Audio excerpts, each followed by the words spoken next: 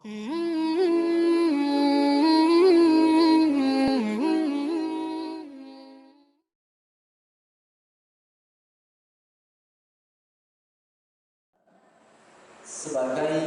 rahmah. Apa itu rahmah?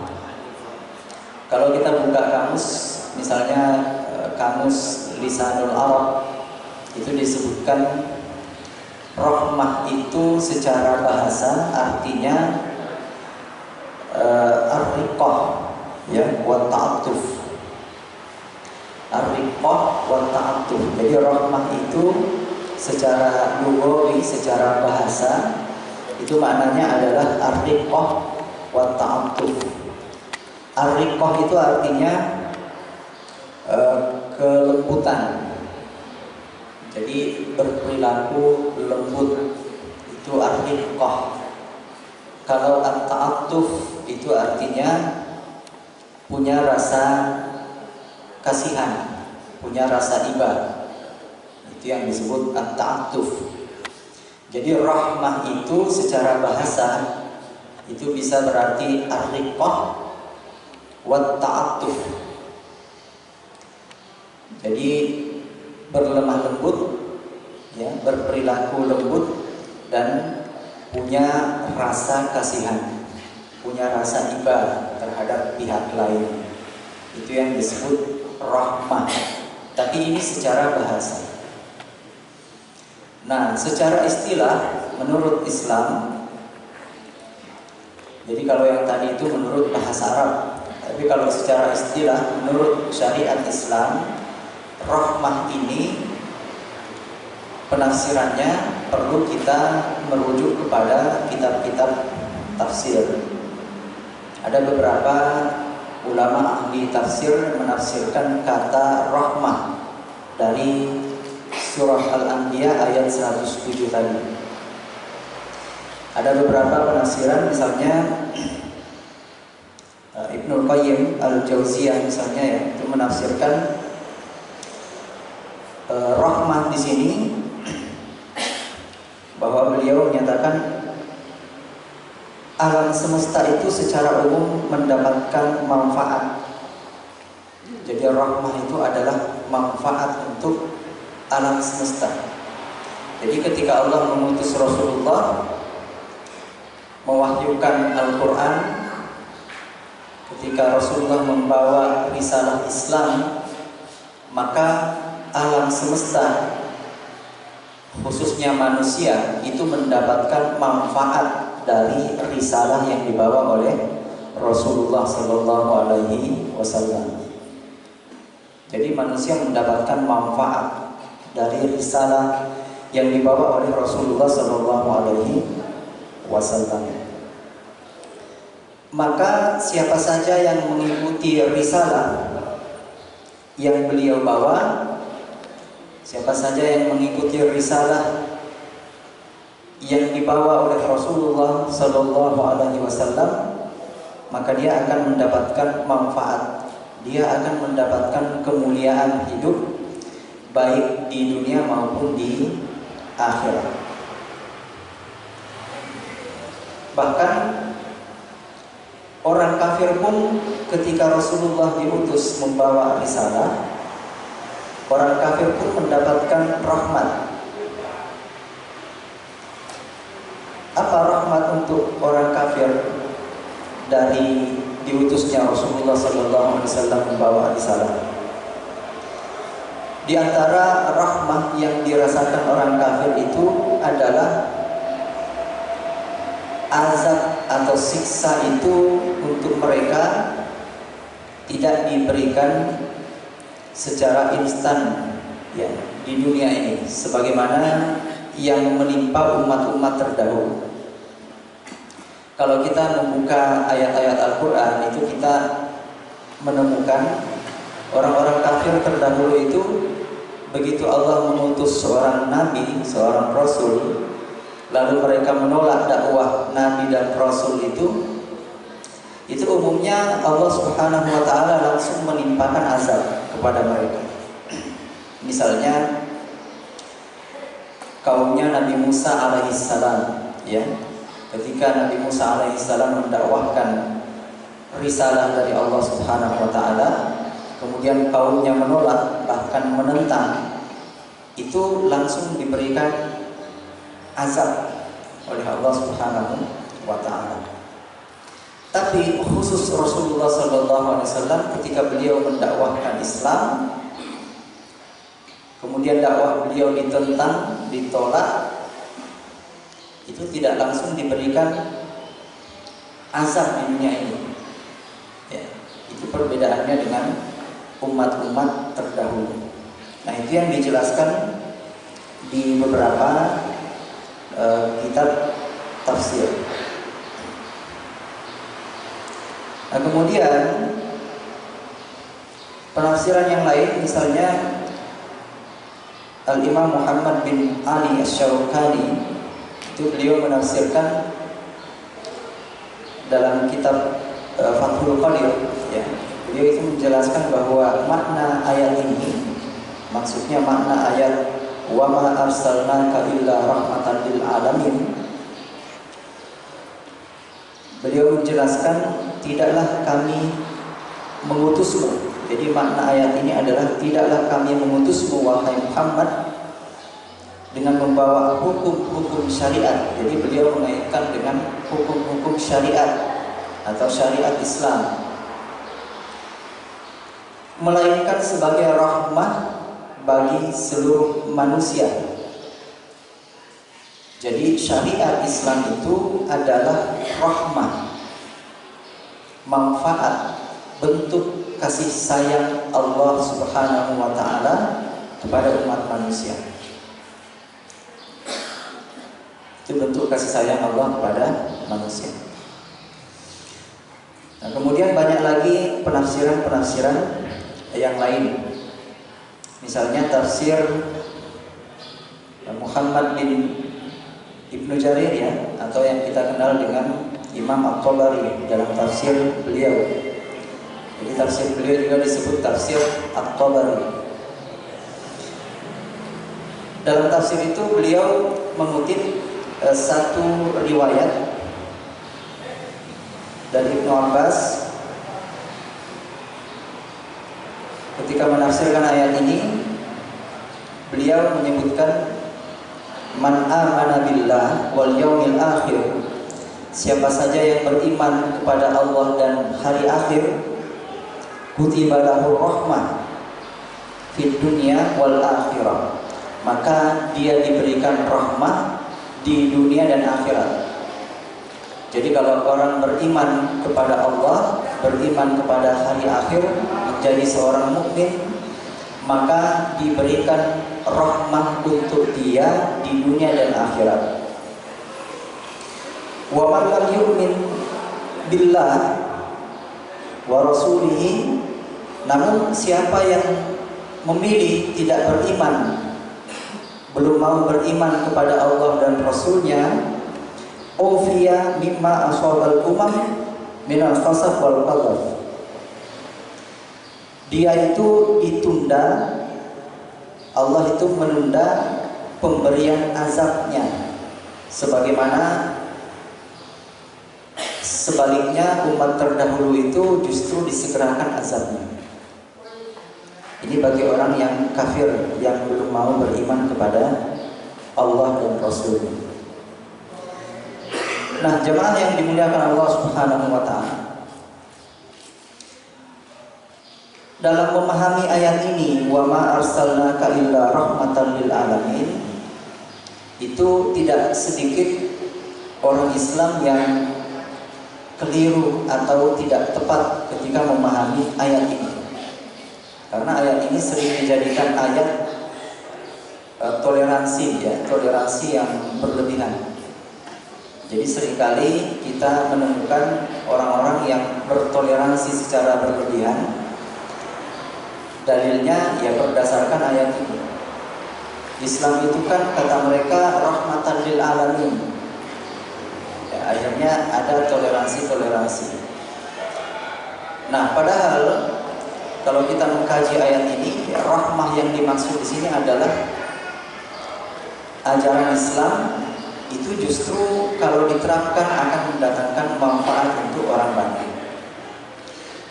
Nah, ada beberapa kekeliruan dalam memahami makna rahmatan lil alamin. Ya. Ada beberapa pemahaman yang berkembang di masyarakat kita yang keliru dalam memahami Islam sebagai rahmatan lil alamin, dan ini kita harus waspadai, kita harus hati-hati. Yang pertama, pemahaman bahwa Islam itu karena dianggap sebagai rahmatan lil alamin, lalu mereka itu bertoleransi dalam hal akidah. Jadi membenarkan, ada paham seperti ini, membenarkan semua agama. Jadi semua agama itu dianggapnya benar semua. Semua agama itu masuk surga semua. Ya. Semua agama itu tidak ada yang salah, semuanya benar. Ini paham yang berbahaya. Atau kita kenal biasanya dengan istilah paham pluralisme agama. Jadi menganggap semua agama itu benar. Nah, ini paham yang berbahaya. Ketika ditanya apa dalilnya Anda ngomong seperti itu, dalilnya wa ma arsalnaka illa rahmatan lil alamin. Islam itu rahmatan lil alamin. Maka kata mereka, kita harus bertoleransi. Kita tidak boleh menganggap akidah orang lain itu tidak benar. Semua akidah itu benar menurut mereka. Nah, ini paham yang berbahaya. Dan ini justru paham pluralisme agama ini justru merusak semua agama. Ya. Karena tidak ada satu umat agama pun yang ingin menganggap bahwa agama yang lain, akidah yang lain di luar akidahnya itu benar semua. Tidak ada. Semua agama, semua akidah itu, semua keyakinan itu masing-masing sudah punya pakemnya, ya. Sudah ada batas-batasnya masing-masing. Dan ini pernah terjadi di masa Rasulullah SAW. Ya, ketika beliau mendakwahkan Islam itu, banyak orang kafir yang karena sudah kelelahan menghadapi dakwah Rasulullah, lalu kemudian mereka menawarkan kepada Rasulullah, wahai Muhammad, daripada kita tengkar terus, ya, daripada tiap hari bertengkar terus, solusinya gini aja. Nanti kalau kami beribadah, Anda ikut ibadah kami. Begitu juga sebaliknya, kalau Anda sedang beribadah, kami ikut. Ya. Kalau sepintas, seolah-olah ini toleran, ya, toleransi. Tapi apa jawab Rasulullah SAW? Kata beliau, sekiranya mereka meletakkan matahari di tangan kanan saya dan bulan di tangan kiri saya, itu saya tidak akan bergeming, ya, saya tidak akan meninggalkan dakwah ini, ya, sampai saya binasa karenanya. Jadi Rasulullah itu jawabannya tegas. Ya, ketika beliau diajak untuk saling bertoleransi dalam hal akidah, dia itu tidak mau. Ya. Dengan tegas beliau menjawab seperti itu. Nah, ini dalam bidang akidah. Kemudian kadang-kadang kita menjumpai orang yang mentoleransi kemungkaran dengan alasan Islam itu kan rahmatan lil alamin. Islam itu rahmat. Maka ketika ada kemungkaran yang terjadi, mereka tidak mau mengubah kemungkaran itu, tidak mau menghilangkan kemungkaran itu dengan alasan ini kan perbedaan. Islam itu rahmah. Nah, ini kesalahpahaman terhadap surah Al-Anbiya tadi ayat 107. Ya. Nah, justru ketika ada kemungkaran, lalu kita berusaha untuk menghilangkan kemungkaran itu, justru itu bentuk kasih sayang. Kalau kita biarkan saudara kita selalu berada dalam kemungkaran, kemaksiatan, lalu kita tidak punya keinginan untuk mengubah, tidak punya keinginan untuk mengembalikannya ke jalan yang diridhoi oleh Allah Subhanahu wa taala, justru pada saat itu kita itu sedang tidak punya kasih sayang terhadap saudara-saudara kita yang membutuhkan sentuhan-sentuhan dakwah. Dan tidak sedikit orang yang kadang-kadang punya prinsip seperti ini, ya, bahwa Islam itu kan rahmatan lil alamin. Apa yang mereka lakukan, kemungkaran yang mereka lakukan itu tidak perlu kita gubris. Nah, ini paham yang berbahaya. Dalam Islam ketika kita melihat kemungkaran, kita diperintahkan untuk menghilangkan kemungkaran itu. Dan itulah bentuk kasih sayang Islam terhadap umat manusia. Kemungkaran-kemungkaran, kemaksiatan-kemaksiatan yang dilakukan manusia harusnya dihilangkan. Dan itulah bentuk kasih sayang Allah Subhanahu wa taala ya terhadap umat manusia. Begitu juga dengan penyimpangan-penyimpangan yang berkaitan dengan akidah Islam. Jadi perilaku-perilaku yang sifatnya menduakan Allah Subhanahu wa taala, menyembah sesuatu selain Allah Subhanahu wa taala, meyakini sesuatu yang lain itu bisa mendatangkan manfaat, bisa menolak madarat. Kalau ada di antara saudara-saudara kita yang meyakini seperti itu, maka tugas kita itu adalah mengingatkan, mendakwahi. Dan itulah bentuk kasih sayang kita terhadap saudara kita. Nah, itu di antara beberapa pemahaman yang berkembang di masyarakat kita dan harus menjadi tugas kita untuk ya mewujudkan kasih sayang dalam bentuk apa? Dalam bentuk mengingatkan, menasihati, mendakwahi, ya, mengajak umat manusia kepada jalan yang benar. Rasulullah itu mendakwahkan ajaran Islam, itu adalah bentuk kasih sayang beliau kepada umatnya, kepada umat manusia. Nah, Bapak Ibu yang dimuliakan Allah Subhanahu wa taala. Lalu bagaimana cara supaya Islam ini bisa kita raih kerahmatannya? Yang pertama yang harus kita lakukan adalah meyakini bahwa Islam ini ajaran yang sempurna, ajaran yang lengkap. Di surah Al-Maidah ayat 3 itu dijelaskan, Al-yawma akmaltu lakum dinakum wa atmamtu alaikum ni'mati wa raditu lakumul islama dinan. Jadi Allah Subhanahu wa taala menegaskan al-yawma akmaltu lakum dinakum. Pada hari ini ketika ayat ini diturunkan, pada hari ini telah kusempurnakan agama kalian, kata Allah. Wa atmamtu alaikum ni'mati, telah kucukupkan nikmatku untuk kalian. Wa raditu lakumul islam madina, dan aku ridho, kata Allah, bahwa Islam itu menjadi agama yang kalian anut. Nah, ayat ini Bapak Ibu adalah bukti bahwa Islam itu adalah ajaran yang sempurna. Itu bukti bahwa Islam itu ajaran yang sempurna.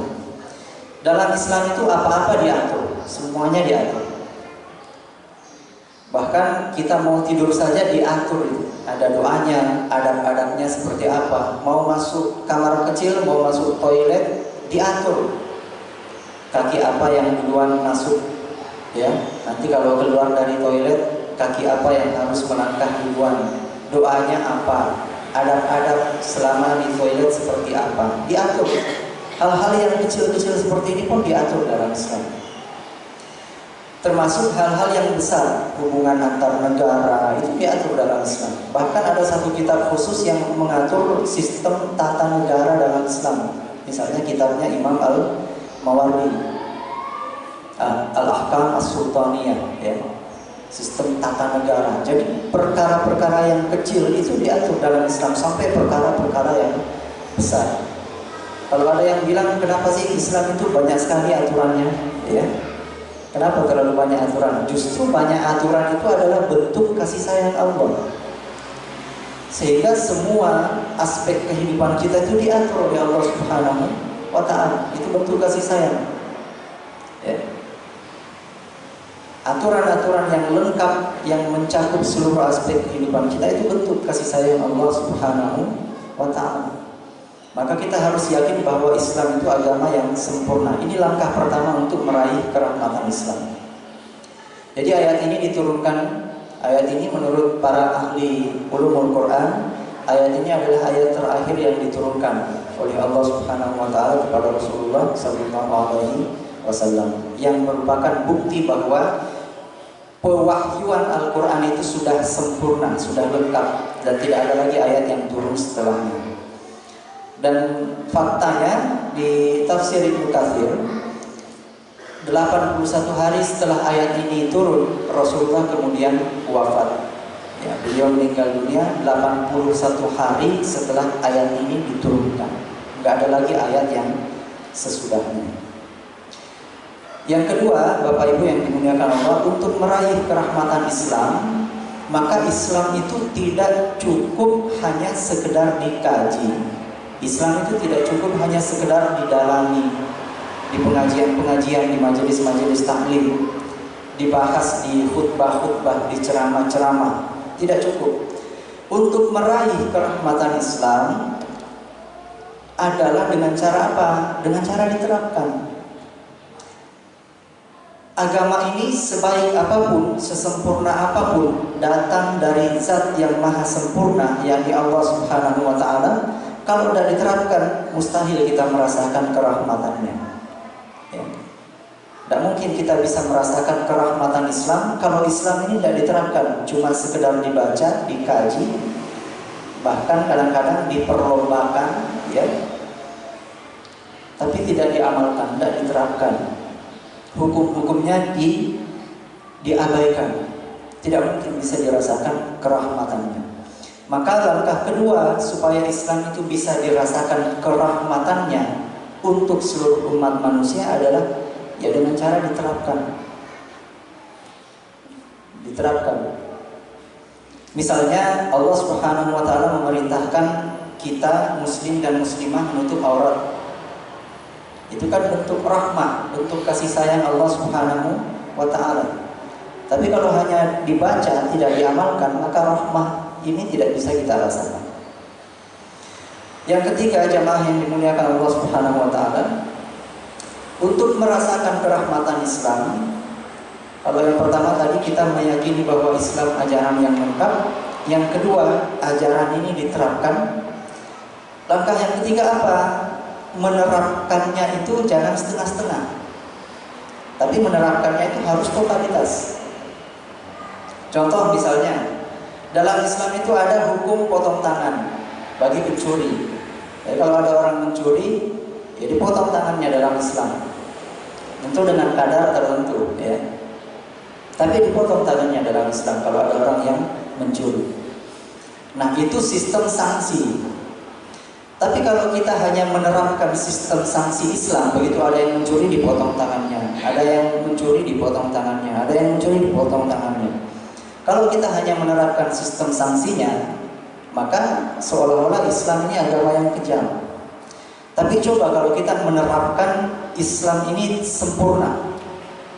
Sebelum potong tangan, kalau ada yang mencuri, itu kan ada sederet hukum-hukum yang lain.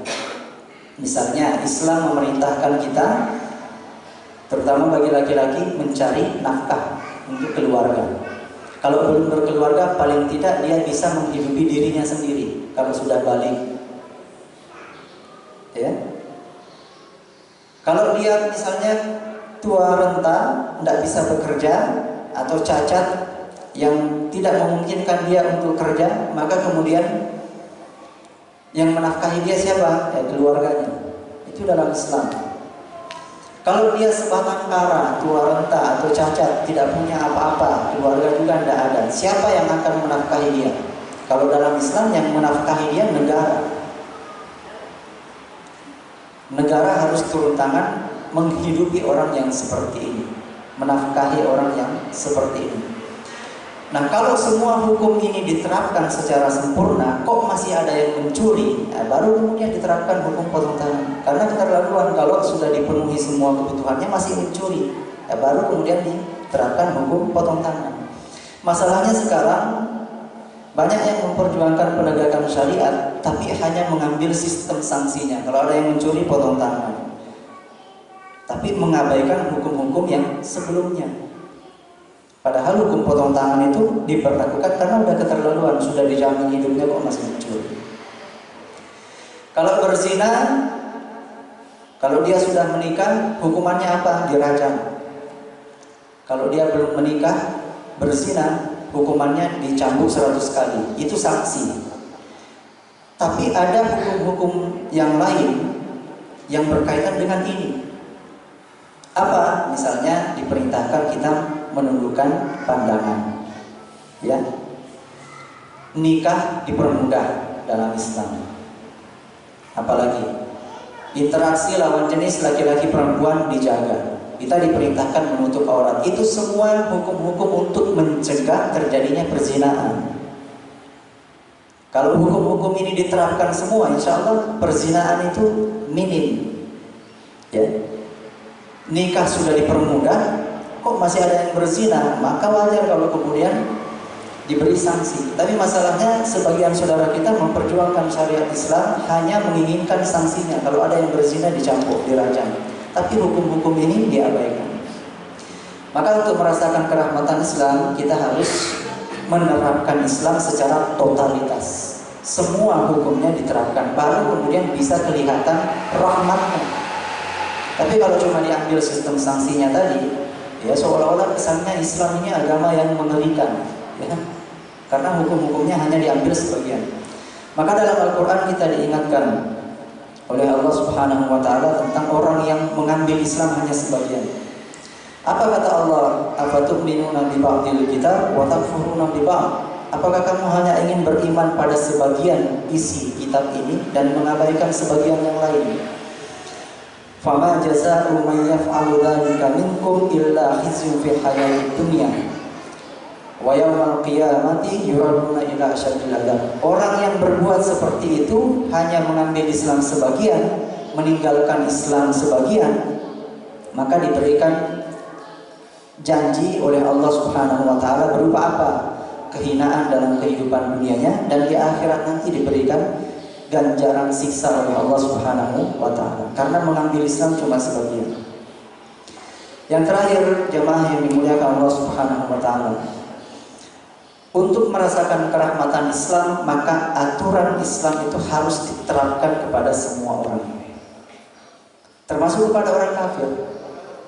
Nah, cuma kadang-kadang disalahpahami, menerapkan Islam untuk orang non-muslim itu bukan berarti memaksa mereka masuk Islam, tapi mengatur kehidupan interaksi antara muslim dan non-muslim sesuai dengan ajaran Islam. Misalnya, dalam Islam itu ada tuntunan tentang penggunaan sumber daya alam oleh negara. Ya. Nah, kalau penggunaan sumber daya alam oleh negara, misalnya dalam hadis disebutkan an-nas syuraka fi thalath, manusia itu punya hak dalam 3 hal dalam Islam. Hak dasar manusia itu ada 3 dalam kaitannya dengan sumber daya alam. Rasulullah menyebutkan ada 3 hal, an-nas syuraka fi thalath, manusia punya hak dalam 3 hal. Apa itu? Yang pertama, al-ma', manusia itu berhak dapat air. Dan ini harus diterapkan oleh negara untuk semua warga negaranya, baik muslim maupun non-muslim.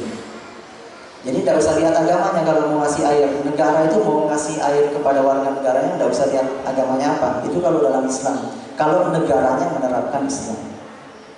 Yang kedua, al-qala, padang daratan. Maka dalam Islam, ketika Islam itu diterapkan oleh negara, tidak boleh ada warga negaranya yang tidak punya tanah, terlantar tidur di kolong jembatan, baik muslim maupun non muslim. Yang ketiga, an-nar, api, atau dalam penafsiran ulama masa kini, api di sini termasuk di dalamnya listrik. Jadi negara itu kalau menerapkan Islam tidak boleh ada warga negaranya yang hidup dalam kegelapan malam, gak ada listrik, baik dia muslim maupun non muslim. Jadi kalau Islam itu diterapkan untuk muslim dan non-muslim, insya Allah semua merasakan rahmatnya. Nah, itu diantara beberapa langkah yang perlu dilakukan oleh kita supaya kerahmatan Islam ini bisa dirasakan oleh semua pihak, bukan hanya dirasakan oleh umat Islam, tapi juga dirasakan oleh semua umat manusia tanpa memandang apa agamanya, sukunya, ras, bangsanya, bahasanya, warna kulitnya, semua bisa merasakan kerahmatan Islam. Karena kembali lagi ke bunyi ayat tadi, jamaah sekalian, wa ma arsalnaka illa rahmatan lil alamin. Allah tidak mengatakan wa ma arsalnaka illa rahmatan lil mu'minin. Tidaklah kami mengutus engkau wahai Muhammad kecuali menjadi rahmat bagi orang-orang beriman saja. Tapi Allah menyatakan wa ma arsalnaka illa rahmatan lil alamin. Tidaklah kami mengutus engkau Muhammad kecuali menjadi rahmah bagi semesta alam, bagi seluruh umat manusia. Nah, kalau mau dirasakan kerahmatannya, maka harus Islam ini diterapkan untuk kebaikan seluruh umat manusia. Nah, barangkali itu yang bisa kami sampaikan Bapak Ibu yang dimuliakan Allah Subhanahu wa taala, karena waktu kita yang terbatas. Mudah-mudahan dari apa yang kami sampaikan bisa kita petik hikmahnya, baik untuk diri pribadi kami maupun untuk jamaah sekalian. Selanjutnya saya kembalikan kepada moderator. Semoga bermanfaat dan mohon maaf jika ada kekurangan dan kekeliruan dalam penyampaian kami. Hadanallahu wa iyyakum ajma'in. Nun wal qalami wa ma yasturun billahi fi sabilil haq fastabiqul khairat. Wallahu a'lam bissawab. Wassalamualaikum warahmatullahi wabarakatuh.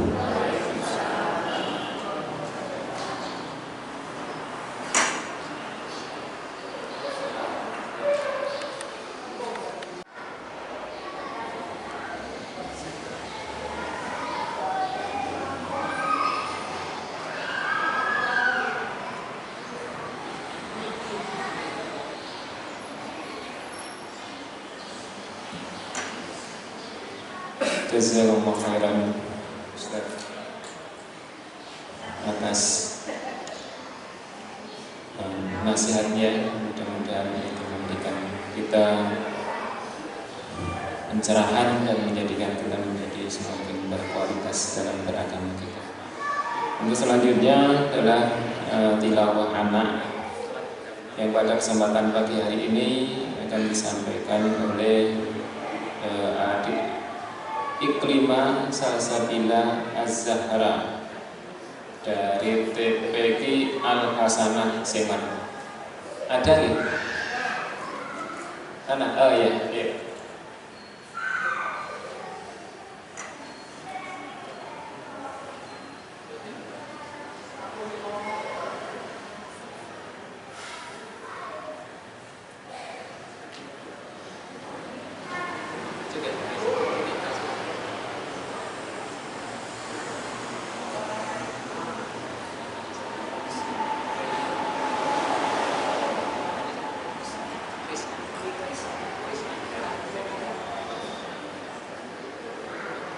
Yang kedua adik Krisna dari TPQ Al-Murtagun.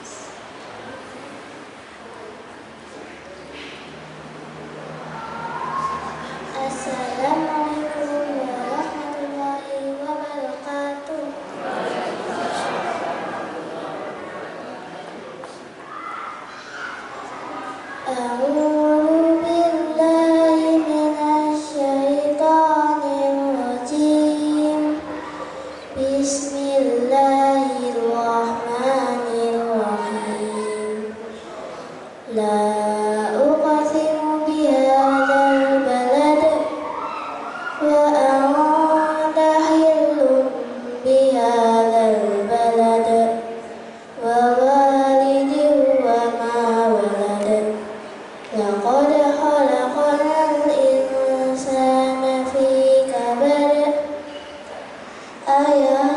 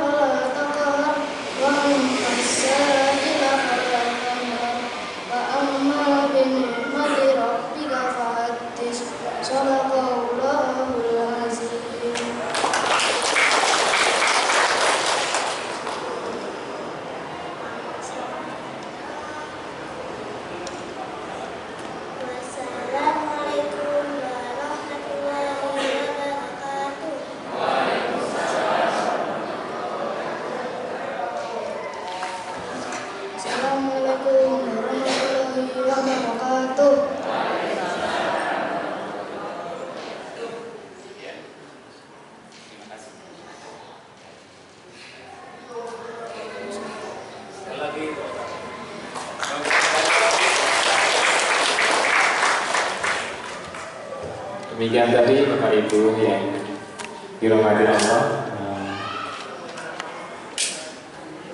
daripada tampilan anak-anak kita yang soleh-solehah, mudah-mudahan nanti bisa menginspirasi bagi anak-anak yang baik dan akan membuatkan yakni generasi-generasi beragama di masa depan. Untuk selanjutnya, acara pada pagi hari ini sudah selesai.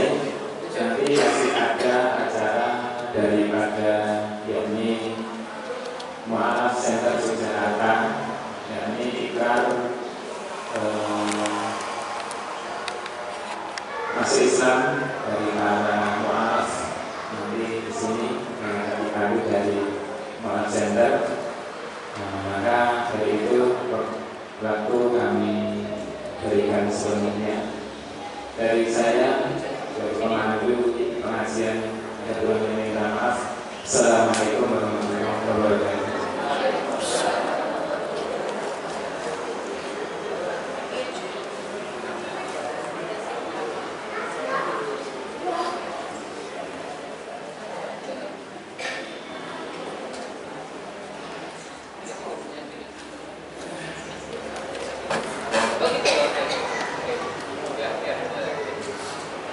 Assalamualaikum warahmatullahi wabarakatuh.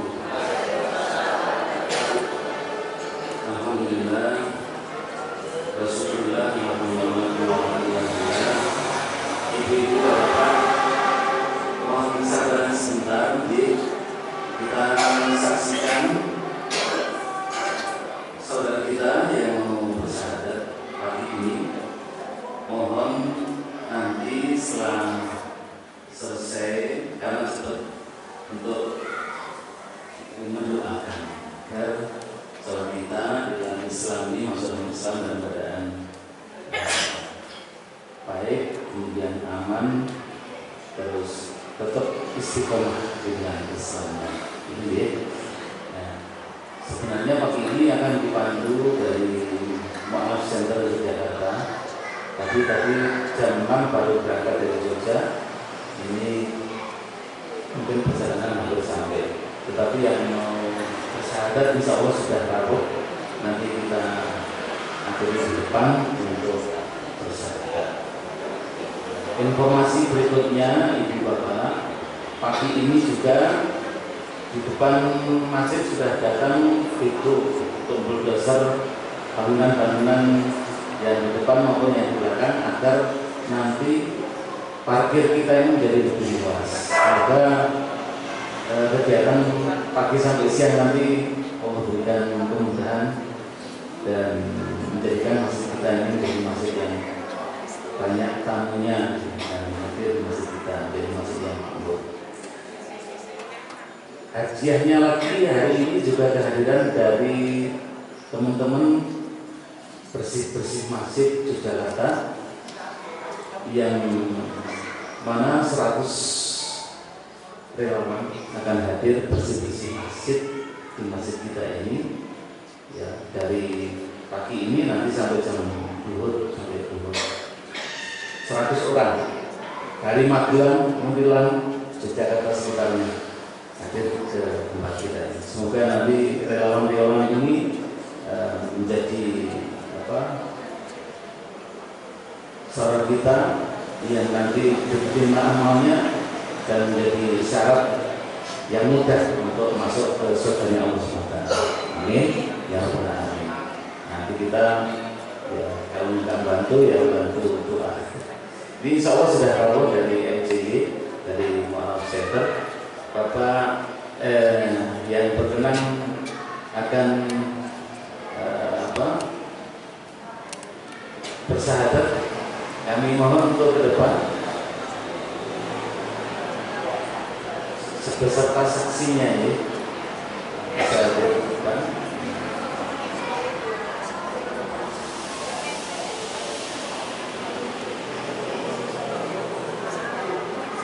Di depan meja ini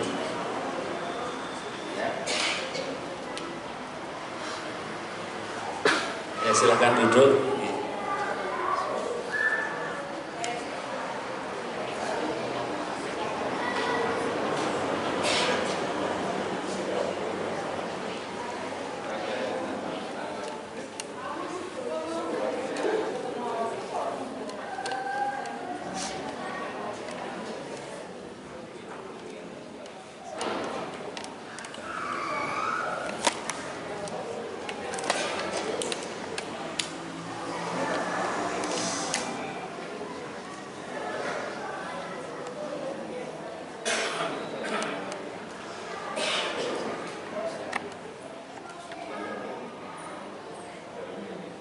Acara yang akan kita lalui nanti adalah yang pertama pembukaan, kemudian yang kedua pembacaan pernyataan pindah agama, kemudian yang ketiga pengucapan syahadat yang dituntun oleh pembimbing, kemudian penandatanganan berita acara, yang kelima adalah pembekalan dan doa, yang keenam adalah penutup. Nanti penutupnya adalah memberikan jabat tangan ya, yang bagian laki-laki, karena ini kebetulan yang masuk Islam pagi hari ini adalah saudara kita laki-laki.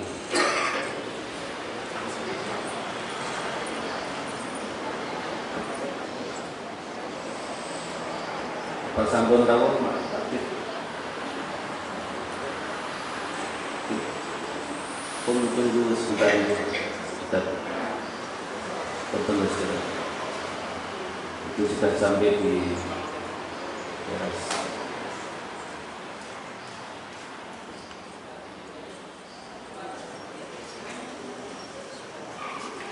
Ibu bapak yang kami hormati, ini sudah menjelang Ramadan, maka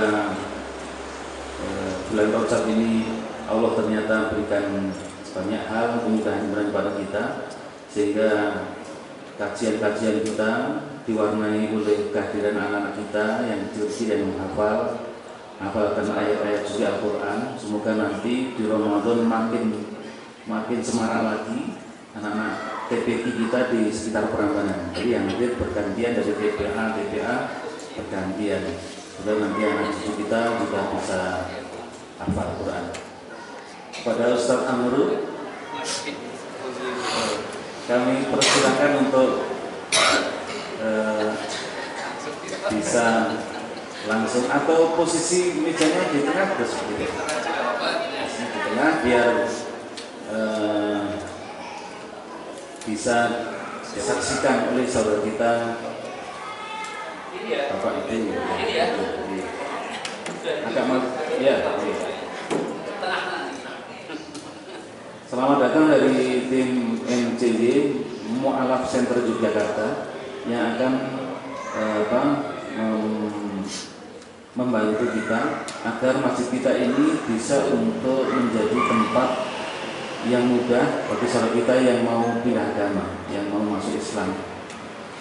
Untuk itu dari MCD Majelis Mu'alaf Center Yogyakarta akan memastikan bahwa saudara kita yang masuk Islam ini betul-betul nanti bisa menjadi muslim yang sejati, ya, muslim yang istiqomah, muslim yang betul-betul diselamatkan Allah dari keadaan yang sebelumnya menjadi hamba-hamba Allah yang dicintai oleh Allah SWT, bergabung dengan kita, bersaudara dunia dan akhirat.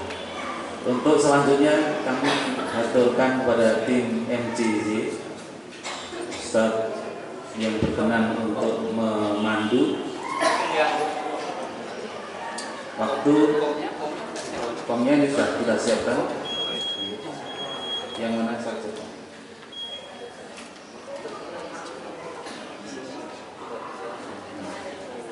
Hanya itu. Ini.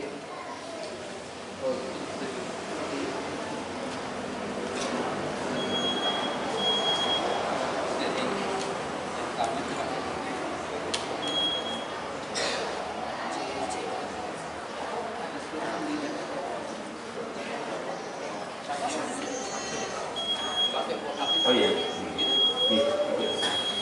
duduknya mungkin bisa bergeser ke selatan agar bisa disaksikan oleh jamaah itu.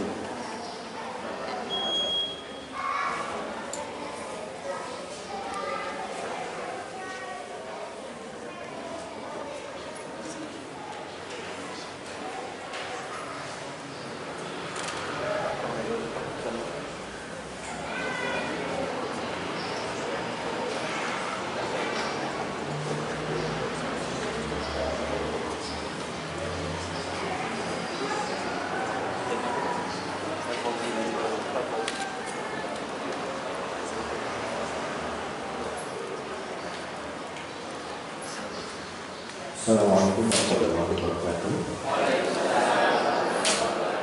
Alhamdulillah, syukurillah, la haula wa la quwata illa billah. Allahumma sholli ala sayyidina Muhammad wa ala alihi wa sahbihi wa mawala. Alhamdulillahirabbil alamin. Allah telah mengumpulkan kita pada pagi hari ini di masjid yang semoga penuh berkah ini dalam rangka menjadi saksi bagi saudara-saudara kita untuk menjadi saudara baru bagi kita semua. Sebelumnya perkenalkan diri, kami dari Mu'alaf Center Yogyakarta alhamdulillah bisa hadir di tempat ini. Saya Fauzi yang kebetulan bertugas pada pagi hari ini untuk menuntun teman-teman semua untuk menjadi saudara kita. Nah, pada hari ini kita akan sebelumnya mungkin akan saya sampaikan beberapa persyaratan yang perlu dilaksanakan untuk masuk ke dalam agama Islam. Yang pertama adalah, yang jelas adalah niat yang tulus, tidak ada paksaan. Kemudian nanti kita akan bimbing, akan membaca beberapa pernyataan, kemudian nanti kita akan bimbing mengucap 2 kalimat syahadat untuk secara legal berpindah dari agama terdahulu kepada agama yang sekarang. Berarti hari ini ada berapa orang? Satu aja. Oh, oke. Kita langsung saja, boleh?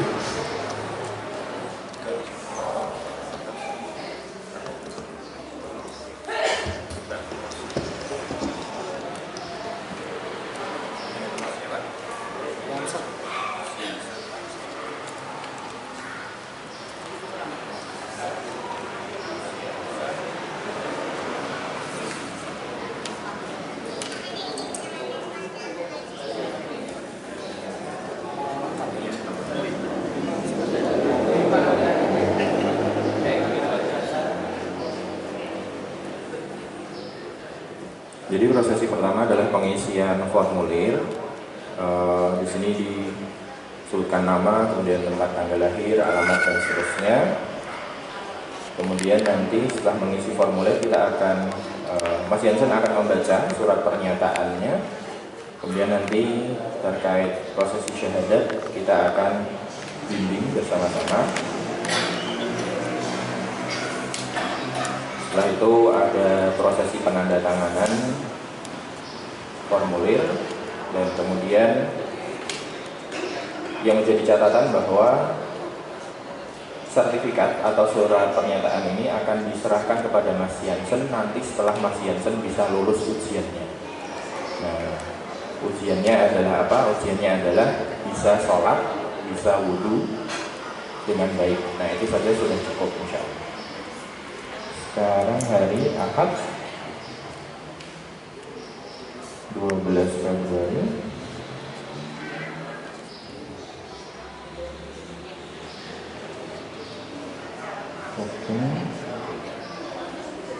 atau 21 Rajab.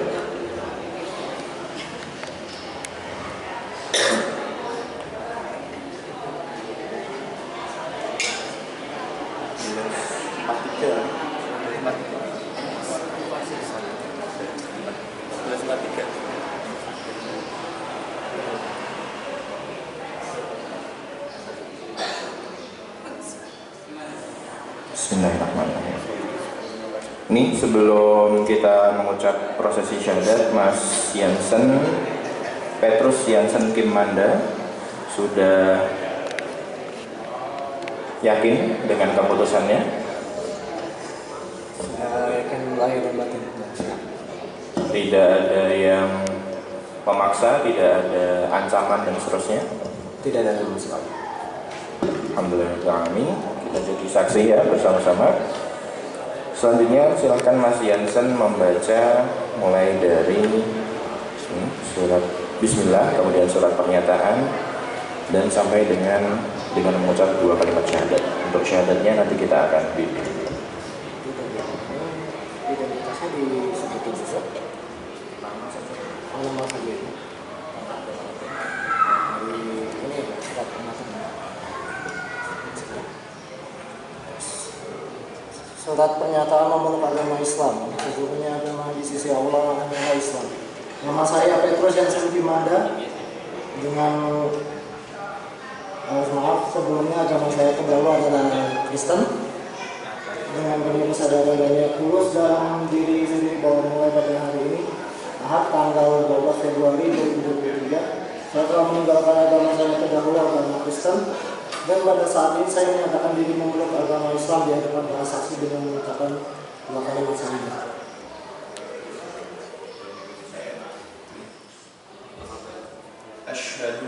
Asyhadu an la ilaha Asyhadu an la ilaha illallah wa asyhadu anna Muhammadan Rasulullah. Saya bersaksi bahwa tidak ada Tuhan yang berhak disembah selain Allah.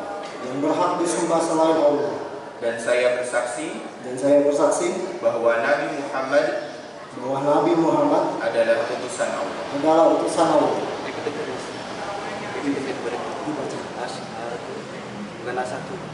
Oke, kita ulangi biar lebih jelas lagi. Asyhadu an la ilaha illallah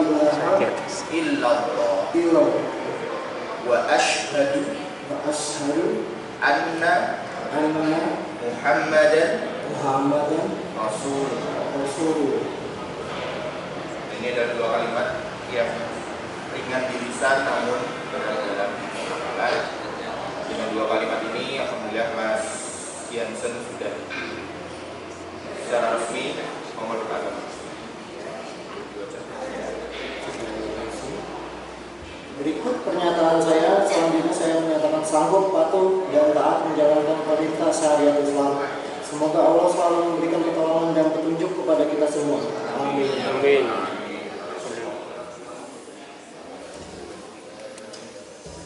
Alhamdulillahirrahmanirrahim. Terima kasih kepada Mas Jansen, kepada para saksi yang sudah hadir pada pagi hari ini. Mas Jansen, ini adalah sebuah prosesi yang singkat, tidak ada yang menit, namun ini jadi penanda bahwa jenengan memulai sebuah lembaran baru. Kalau diibaratkan, ini adalah jenengan kemarin melihat sebuah sekolah dari luar, bermain-main di playgroundnya, melihat teman-teman bermain di dalamnya.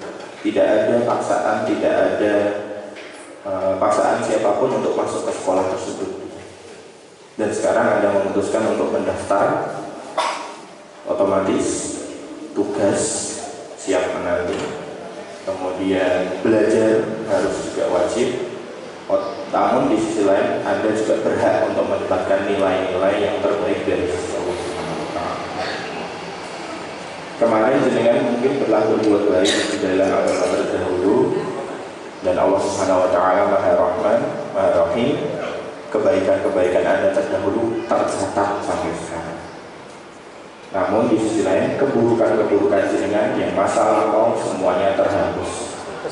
Dan di sini, di ruangan ini, tidak ada orang yang lebih baik daripada Mas Jansen pada saat ini. Karena semua keburukannya telah terhapus dan kebaikan-kebaikannya yang di masa lalu dicatat oleh Allah Subhanahu wa Ta'ala. Semoga Allah Subhanahu wa Ta'ala memberikan keistiqomahan kita untuk selalu belajar lagi, sehingga kita bisa semakin taat kepada Allah Subhanahu wa Ta'ala. Minta tanda tangan dari Mas Jansen, nanti akan tanda tangan di sini. Kemudian saksi dari, boleh salah satu dari Pak Wawoko. Kemudian nanti ini dari saya dan dari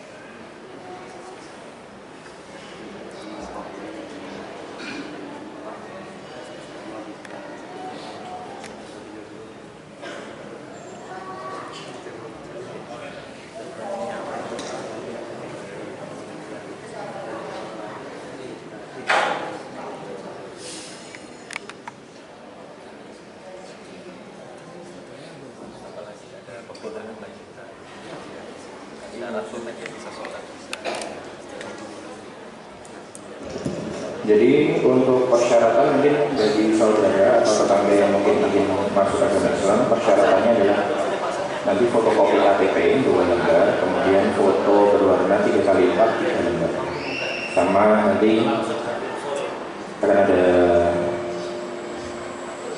materai, nanti kita tutup materai di sini. Oke. Nah, alhamdulillah ini sudah selesai prosesinya. Kemudian sebelumnya saya pengen ngobrol-ngobrol dulu sama Mas Jansen. Okay. Mas Jansen, kenapa tertarik? Satu yang masuk, satu.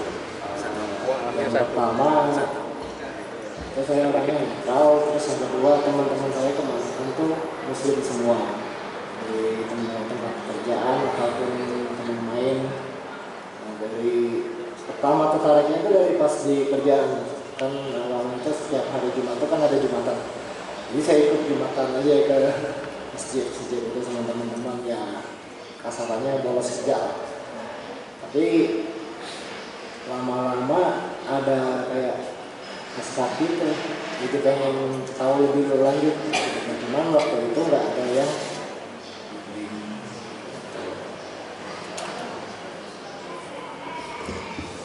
perasaannya setelah mengucap 2 kalimat syahadat ini?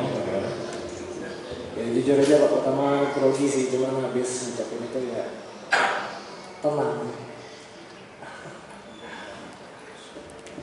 Nah, ini jadi PR buat kita bersama. Mas Petrus Jansen sudah bergabung dengan kita. Sekarang yang jadi tugas kita sebagai muslim, yang jadi senior-seniornya adalah untuk membimbing Mas Jansen bagaimana mulai dari wudhu, bagaimana sholat dan seterusnya, sehingga Mas Jansen bisa melaksanakan seluruh perintah-perintah agama Islam secara kafah.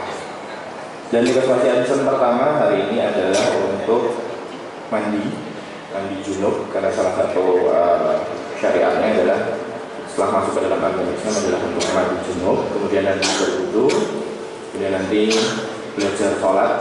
Cara permudah belajar sholat adalah ikut sholat jamaah. Kenapa? Karena seluruh bacaan imam adalah jadi nilai pahala bagi makmum. Jadi misal Mas Jansen belum hafal, ketika rukuk baca apa ya, habis ini gerakannya apa ya, pokoknya ikut imam aja.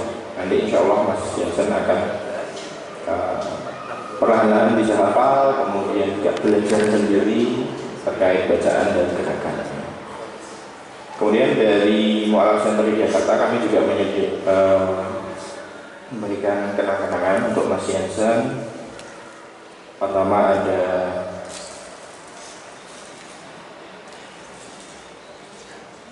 Al-Quran yang semoga bisa dipelajari. Kemudian ada Iqra juga untuk belajar metode belajar Al-Quran. Kemudian ada sarung dan juga buku panduan hijrah. Nah, ini adalah di sini insya Allah sudah lengkap. Nah, nanti Mas Jansen akan dibimbing oleh, mungkin nanti dari takmir ya. Nanti dari takmir sini akan membimbing Mas Jansen untuk mempelajari ini. Ini lengkap mulai dari siapa itu Allah, kemudian rukun iman, siapa yang harus kita imani, bagaimana cara ibadah, bagaimana wudhu, bagaimana mandi besar, bagaimana sholat, zikir, dan seterusnya. Nanti insya Allah perlahan-lahan, pelan-pelan, tidak perlu terburu-buru Mas Jansen pelajari. Ya semoga bisa jadi bekal Mas Jansen untuk masuk ke sini.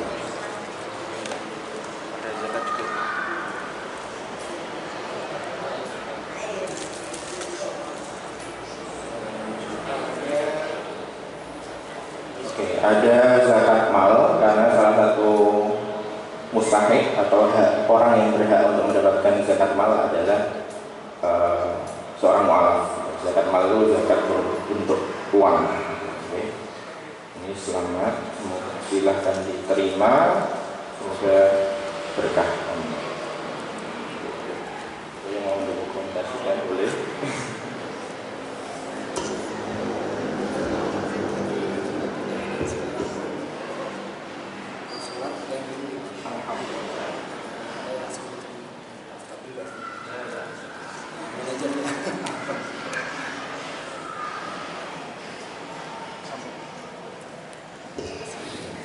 Alhamdulillahirrahmanirrahim, telah selesai prosesi syahadat untuk Mas Petrus Jansen Kilmandan. Semoga ini jadi wasilah bagi kita semua untuk senantiasa yang di luar Islam saja mau belajar Islam, apalagi kita yang sudah terlahir dari Islam, maka jadi PR kita supaya tidak kalah dalam berlomba-lomba dalam kebaikan. Demikian dari saya, kurang lebihnya mohon maaf. Saya akhiri. Wassalamualaikum warahmatullahi wabarakatuh. Mas Jansen mungkin nanti mungkin kita dengarkan terlebih dahulu doa dari takmir masjid.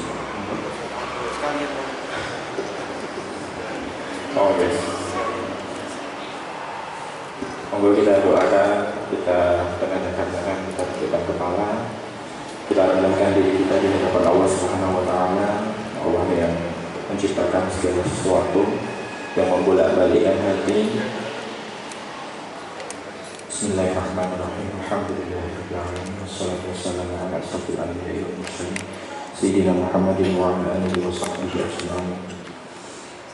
Ya Allah, Engkau yang membolak-balikkan hati, Engkau yang memberikan petunjuk kepada umat-umat yang telah memberikan yang Engkau kehendaki, dan Engkau menyesatkan orang-orang yang Engkau kehendaki, maka berikanlah petunjuk kepada kami. Ihdinas siratal mustaqim, ihdinas siratal mustaqim, ihdinas siratal mustaqim, siratal ladzina an'amta 'alaihim ghairil maghdubi 'alaihim waladdallin. Ya Allah, petunjuk yang telah Engkau berikan kepada kami, jangan sekali-kali Engkau palingkan kepada kami, ya Allah. Jangan sekali-kali Engkau berpaling dari kami, ya Allah. Tetapkanlah petunjuk ini kepada hati kami, hingga kami bisa menjemput ajal dalam kalimat La ilaha illallah Muhammadur Rasulullah. Istiqomahkanlah kami dalam Islam, istiqomahkanlah kami dalam iman, istiqomahkanlah kami dalam ketaatan kepadamu, ya Allah. Rabbana atina fid dunya hasanah wa fil akhirati hasanah wa qina adzabannar. Walhamdulillahi rabbil alamin. Terima kasih. Untuk selanjutnya mungkin Mas Jansen boleh berdiri, kepada para jamaah khususnya yang Kakong boleh memberikan selamat dan salam kepada Mas Jansen. Monggo.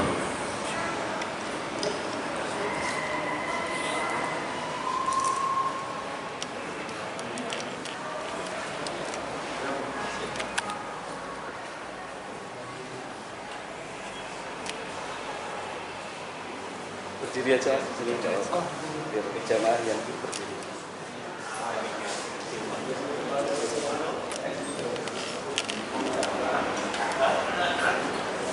Monggo Pak, gantian Pak.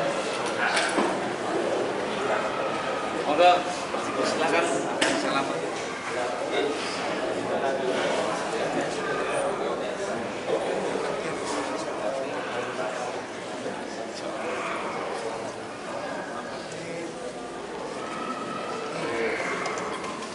Semoga Bapak-Bapak memberikan selamat pada saudara kita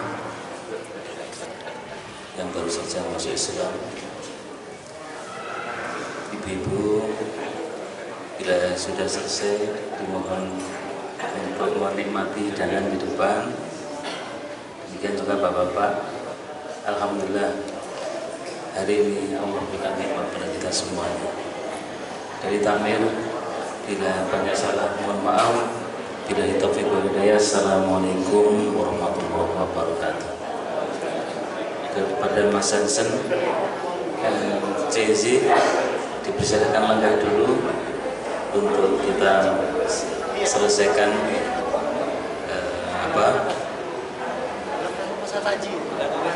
hal-hal yang perlu diselesaikan.